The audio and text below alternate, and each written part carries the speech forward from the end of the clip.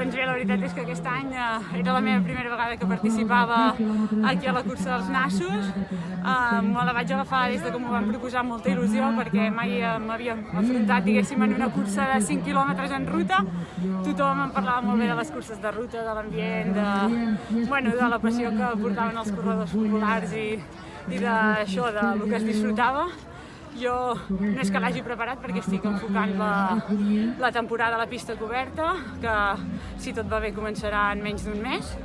I sí que és veritat, però, que aquesta última setmana, cada vegada que s'anava apropant el dia, m'anava com emocionant per tornar a la competició i em van donar també l'oportunitat de córrer amb en Pau Congost, que és el noi que m'ajuda en els entrenaments.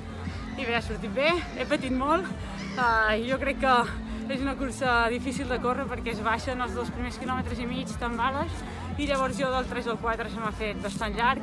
Aquí a l'arribada també sembla que arribes perquè hi ha un arc quan falten 250 metres i encara no acabes d'arribar.